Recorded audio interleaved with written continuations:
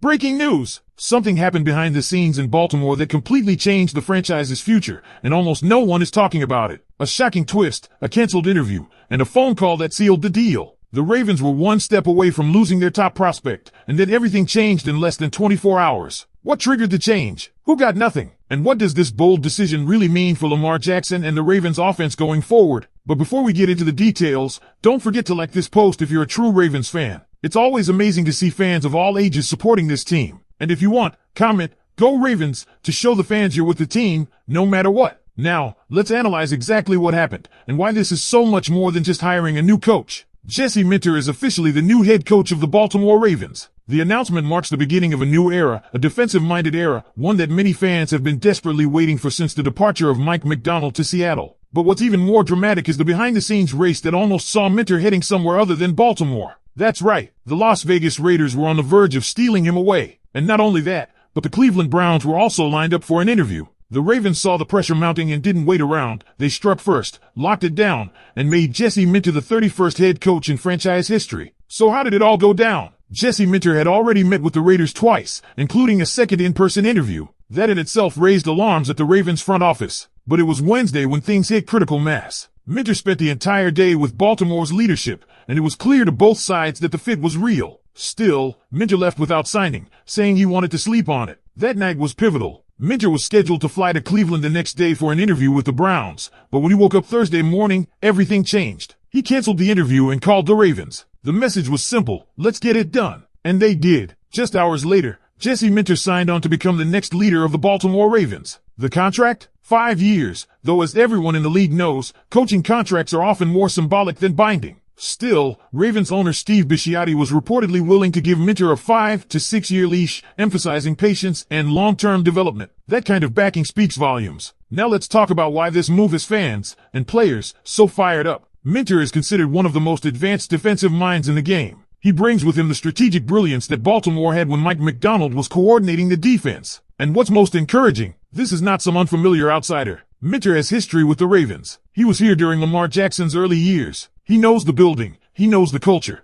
and he knows what the fans expect. Some fans were cautious, worried this might just be another product of the Harbaugh coaching tree. But this isn't about John Harbaugh's influence, not anymore. Jesse Minter may share certain leadership qualities, but make no mistake, his football brain is wired differently. Just like Macdonald, Minter lives and breathes the details. He understands how modern offenses operate and builds defenses specifically to dismantle them. Travis Kelce, who faced Minter's Chargers defense, said it best. He praised Jesse for designing a blitz package on a key third down, one they had never seen on tape. It worked, and Kelce, one of the best to ever play his position, gave him a shout-out saying, "He's absolutely killing it." But it wasn't just Kelce. Former Ravens safety Eric Weddle said this hire is going to have the same impact Macdonald had in Seattle. Derwin James, Tony Jefferson, Kyle Van Noy, Tavon Young, all took to social media to show love and admiration for Minter. That's not normal. That doesn't happen unless you're doing something extraordinary. What this means for Baltimore is huge. For the first time in a while, the defense feels like it's going to return to its roots: fast, physical, creative, and relentless. Minter is likely to call the plays himself, which means every snap, every adjustment, every disguise will come directly from the same mastermind leading the team. That's a rare alignment, and it's powerful. Now, of course, the attention shifts to offense, and this is where the pressure really builds. Minter isn't expected to touch the offense much. That means whoever he picks as offensive coordinator becomes one of the most important hires in franchise history, especially with Lamar Jackson entering his prime.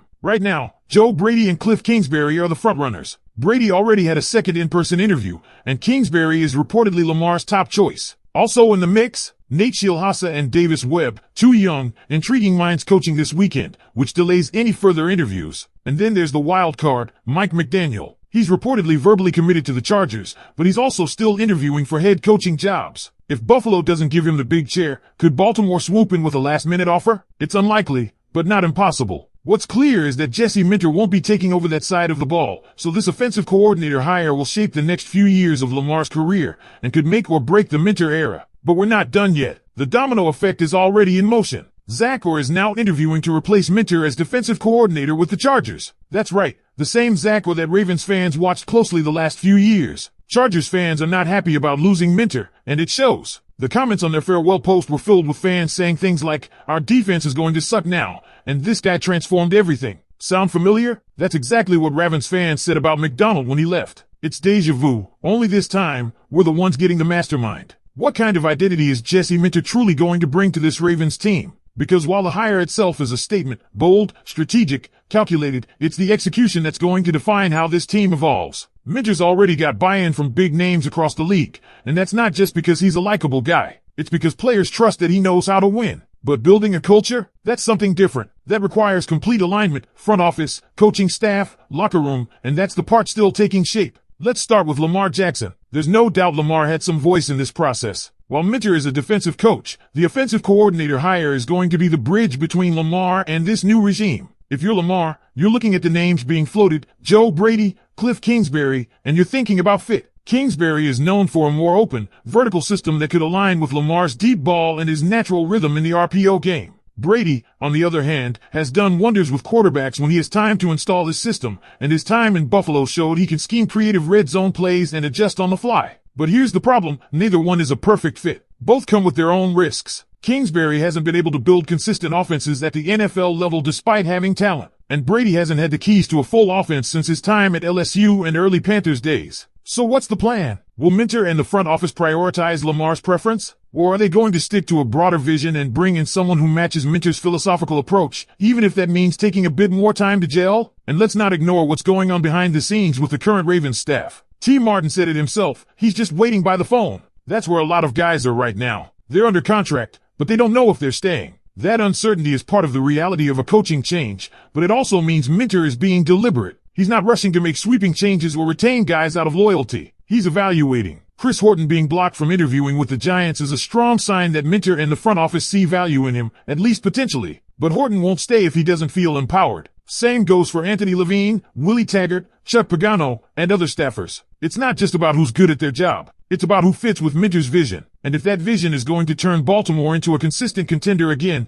everyone in the building needs to be pulling in the same direction. On the flip side, the Ravens are also watching how other franchises react to their moves. The Chargers' decision to interview Zach Orr as Minter's replacement is getting mixed reviews, but it says a lot about how highly regarded Baltimore's defensive coaching pipeline is. First Mike McDonald, now Jesse Minter, and potentially Zach Orr. This is becoming a trend, and it shows the NFL is watching how the Ravens build their defenses, even if some fans take it for granted. Now think about this, Baltimore's defense, with Roquan Smith, Kyle Hamilton, Marlon Humphrey, and that entire young core, just landed one of the most detail-oriented, disruptive defensive minds in football. This isn't about running a vanilla scheme and hoping for stops. This is about disguising looks, creating chaos, and forcing turnovers. And when you've got a defensive coach who can not only draw it up, but teach it at the highest level, that's how you build a dominant unit that travels well in the postseason. Remember how the Ravens struggled in critical moments the past few years? Missed tackles, blown coverages, soft zones that gave up third and longs? That's the kind of stuff Minter will not tolerate. His tape with the Chargers proves it. He throws complex looks at quarterbacks, even the elite ones. And he's not afraid to adjust mid-game. That adaptability is what separates elite coaches